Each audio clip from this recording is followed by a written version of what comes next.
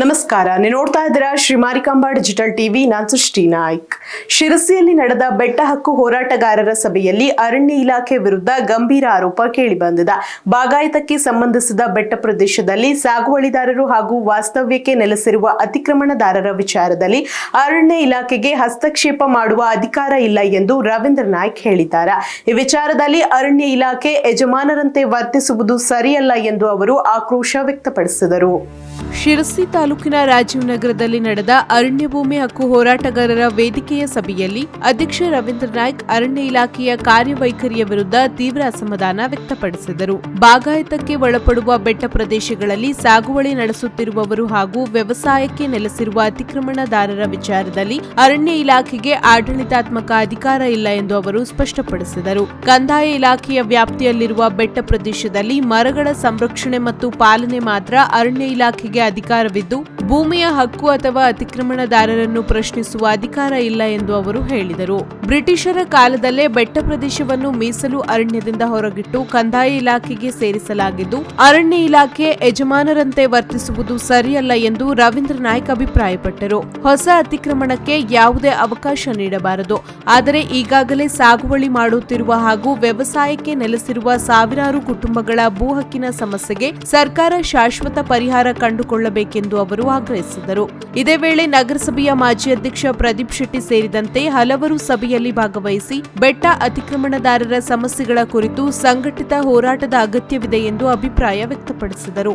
ಅರಣ್ಯ ಇಲಾಖೆಯೊಂದಿಗೆ ಕಾನೂನಾತ್ಮಕ ಚರ್ಚೆ ನಡೆಸಲು ಶೀಘ್ರದಲ್ಲೇ ಪತ್ರ ಬರೆಯಲಾಗುವುದು ಎಂದು ರವೀಂದ್ರ ನಾಯ್ಕ್ ತಿಳಿಸಿದರು. ಸುಮಾರು 18,000 ಬಾಗಾಯತದಾರರು ಹಾಗೂ 7ರಿಂದ 8,000ಕ್ಕೂ ಹೆಚ್ಚು ಅತಿಕ್ರಮಣದಾರರ ಕುಟುಂಬಗಳ ಭವಿಷ್ಯಕ್ಕೆ ಸಂಬಂಧಿಸಿದ ಪ್ರಶ್ನೆಗೆ ಸರ್ಕಾರ ಸ್ಪಷ್ಟ ನಿಲುವು ಪ್ರಕಟಿಸಬೇಕೆಂದು ಅವರು ಒತ್ತಾಯಿಸಿದರು. ಇದು ಯಾರು ವೈಯಕ್ತಿಕ ಆಸ್ತಿ ಅಲ್ಲ. ಸರ್ಕಾರ ನಾನು ಮಾಲೀಕತ್ವದಲ್ಲಿದ್ದೇನೆ ಅಂತ ಹೇಳೋ ಕಾರಣದಲ್ಲಿ ಯಾರನ್ನು ಪ್ರಶ್ನೆ ಮಾಡಲಿಕ್ಕೂ ಬರುವುದಿಲ್ಲ. ಈ ಕಾನೂನಡಿಯಲ್ಲಿ ಸಾಗುವಳಿದಾರ ಅಂತ ನೀವೇನಿದ್ದೀರಿ, ಬೆಟ್ಟದಲ್ಲಿ ಮನೆಯನ್ನು ಮಾಡ್ಕೊಳ್ತಿದ್ದೀರಿ, ಇದಕ್ಕೆ ಕಾನೂನು ಪರಿಹಾರವೇ ಬಿಟ್ರೆ ಯಾವುದೇ ರೀತಿಯ ರಾಜಕೀಯ ಭಾಷಣ ಆಗಲಿ ಪೊಳ್ಳು ಭಾಷಣ ಆಗಿದ್ರೆ ಮತ್ತೊಂದು 20 ವರ್ಷ ಹೀಗೆ ಇರ್ತೀರಿ. ಅದಕ್ಕೆ ಕಾನೂನಾತ್ಮಕವಾಗಿ ಚಿಂತನೆ ಮಾಡುವ, ಸಂಘಟನಾತ್ಮಕವಾಗಿ ನಾವು ಮಾಡುವ, ಅಧ್ಯಯನ ಮಾಡುವ, ಯಾವ ರೀತಿಯಾಗಿ ಬೆಟ್ಟದಲ್ಲಿ ಮಂಜೂರಿಗೆ ಕೊಡ್ಲಿಕ್ಕೆ ಸಾಧ್ಯತೆ ಇದೆಯೋ ಆ ರೀತಿ ನಾವು ಮುಂದಿನ ಕಾಲದಲ್ಲಿ ಹೆಜ್ಜೆ ಇಡುವ ಅಂತ ಹೇಳ್ತಾ ಮೊದಲನೇ ಹಂತದ ಮಾತು, ಅರಣ್ಯ ಇಲಾಖೆಗೆ ಬೆಟ್ಟದಲ್ಲಿರುವಂತ ಬಾಗಾಯತದಾರಗಾಗಲಿ ನಿಮ್ಮ ಅತಿಕ್ರಮಣದಾರಗಾಗಲಿ ಯಾವುದೇ ರೀತಿಯ ಹಸ್ತಕ್ಷೇಪ ಮಾಡಲಿಕ್ಕೆ ಕಾನೂನು ಅವಕಾಶ ಇಲ್ಲ. ಹೌದಲ್ಲ? ಹೌದು. ಚಪ್ಪಲೆ ಯಾವುದೇ ಕಾರಣಕ್ಕೆ ನಿಮ್ಮ ವಿಷಯನ ಸ್ಪಷ್ಟಪಡಿಸೋದ್ರೆ ಬೆಟ್ಟದಾರರಿಗೆ ಬಾಗಾಯತದಾರರಿಗೆ ಇರಬಹುದು, ಅಲ್ಲಿ ವಾಸ್ತವ್ಯ ಮಾಡುವಂತ ಜೀವನ ಅತಿಕ್ರಮದಾರರಿಗಾಗಲಿ ಅರಣ್ಯ ಇಲಾಖೆಯವರು ಯಾವುದೇ ರೀತಿಯ ಆತಂಕ ಮಾಡ್ಲಿಕ್ಕೆ ಬರೋದಿಲ್ಲ. ಅದನ್ನು ನಾವು ಹೋರಾಟ ಸಮಿತಿಯವರು ನಿಯಂತ್ರಣ ಮಾಡ್ತೇವೆ, ನಿಮ್ಗೆ ರಕ್ಷಣೆ ಕೊಡ್ತೇವೆ, ಪ್ರಶ್ನೆ ಇಲ್ಲ. ಎರಡನೇದು, ಯಾವ ಕಾರಣಕ್ಕೂ ಬೆಟ್ಟ ಹೇಳೋದು ಇದು ಅರಣ್ಯ ಇಲಾಖೆ ಸ್ವತ್ತಿನ ಜಮೀನಲ್ಲ.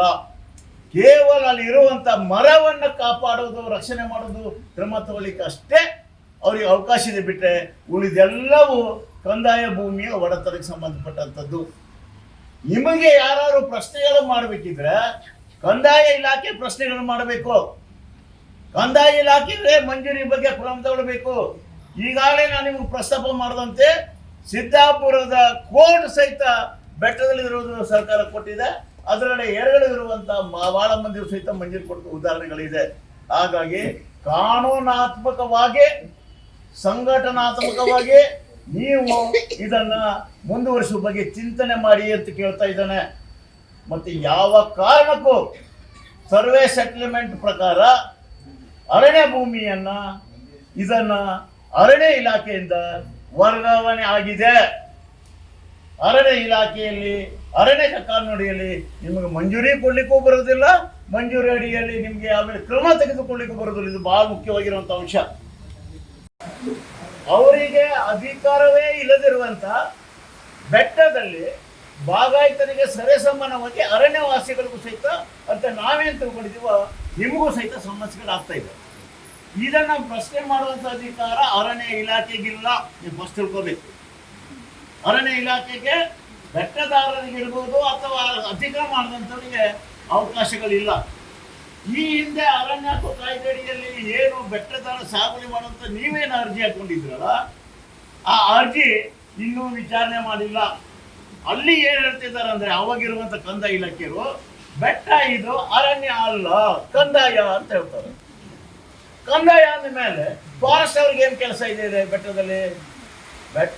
ಫಾರೆಸ್ಟ್ ಅವ್ರಿಗೆ ಸಮಸ್ಯೆ ಇರುವುದು, ಅವರು ಪ್ರಶ್ನೆ ಕೇಳುದಿದ್ರೆ ಆ ಬೆಟ್ಟದಲ್ಲಿರುವಂತ ಮರ ಕಡ್ದಾಗ ಮಾತ್ರ ಅವ್ರಿಗೆ ಸಂಬಂಧಪಟ್ಟದ್ದು. ಬೆಟ್ಟ ಅಲ್ಲಿ ಮರವನ್ನು ಕಡಿದ್ರೆ ಮಾತ್ರ ಅರಣ್ಯ ಇಲಾಖೆ ಸಂಬಂಧ, ಅವ್ರ ಮಾಲೀಕತ್ವ, ಅವರು ಕಂದಾಯ ಭೂಮಿಯ ಒಡೆತನದಲ್ಲಿ ಈ ನೆಲಗಳು ಬರ್ತದೆ. ನಿಮಗೆ ಈ ಸಮಸ್ಯೆಗಳು ಬಗೆಹರಿಬೇಕು ಅನ್ನೋದಿದ್ರೆ ಕಂದಾಯ ಇಲಾಖೆವೇ ಪ್ರಶ್ನೆ ಮಾಡಬೇಕು. ಕಂದಾಯ ಇಲಾಖೆ ನಿಮ್ಗೆ ಹೊರಗಾಗಬೇಕು, ಅರಣ್ಯ ಇಲಾಖೆ ಅಲ್ಲ. ಅರ್ಥ ಆಯ್ತಾ? ಹಾಗಾಗಿ ಇದು ಮೊದಲನೇ ಪ್ರಶ್ನೆ. ಎರಡನೇದೇನಂತ ಹೇಳಿದ್ರೆ, ಬೆಟ್ಟದಲ್ಲಿ ನೀವು ಒಬ್ಬರೇ ಇದ್ದೀರಾ. ಈ ಒಂದು ಸಬ್ ಡಿವಿಷನ್ದಲ್ಲಿ 7,000ಕ್ಕಿಂತ ಹೆಚ್ಚು ಅತಿಕ್ರಮಣದಾರ ಮಾಡಿ ಮನೆ ಕಟ್ಕೊಂಡಿದ್ದಾರೆ ಬೆಟ್ಟದಲ್ಲಿ. ಕೇವಲ ಈ ಸಮಸ್ಯೆ ಅತಿಕ್ರಮಣ ಮಾಡಿಕೊಂಡಿದ್ದ ಬೆಟ್ಟದಲ್ಲಿ ನಿಮಗಷ್ಟೇ ಸಮಸ್ಯೆ ಅಲ್ಲ. ಸಮಸ್ಯೆಗಳು ಬಂದ್ರೆ ಬೆಟ್ಟದಾರರಿಗೂ ಈ ಸಮಸ್ಯೆಗಳು ಬರ್ತದೆ. ಈ ಗೊಂದಲಕ್ಕೆ ಮೂಲವಾಗಿ ಕಾರಣ ಅರಣ್ಯ ಇಲಾಖೆ ಆಗಿದ್ದು. ಹಾಗಾಗಿ ನಾವೇನ್ ಮಾಡಿದ್ದೀವಿ ಅಂದ್ರೆ ತೀರ್ಮಾನ, ಮೊದಲನೇದಾಗಿ ಬೆಟ್ಟ ಸರ್ವೆ ನಿಯಮದಲ್ಲಿ ಬೇಕಾದ್ರೆ ಬಾಗಾಯ್ತಾರ ಇರಲಿ, ಅತಿಕ್ರಮದಾರ ಇರಲಿ, ಅವರಿಗೆ ಅರಣ್ಯ ಇಲಾಖೆಯವರು ಯಾವುದೇ ಕಾರ್ಯಭಾರವಾಗಿ ಕಾನೂನು ಮಾಡುವ ನಿಯಂತ್ರಣ ಮಾಡಬೇಕಿಲ್ಲ ನಾವು ತೀರ್ಮಾನ ಮಾಡಿದ್ದೇವೆ. ಅದಕ್ಕೆ ಸಂಬಂಧಪಟ್ಟಂತೆ ನಾವು ಅರಣ್ಯ ಇಲಾಖೆಯವರು ಸಹಿತ ಒಂದು ಚಿಂತನ ಸಭೆ ಮಾಡಿ ಸೂಚನೆ ಕೊಡ್ಬೇಕಂತ ಮಾಡಿದ್ದೇವೆ. ಇದು ಬಹಳ ಮುಖ್ಯವಾಗಿರುವಂಥದ್ದು.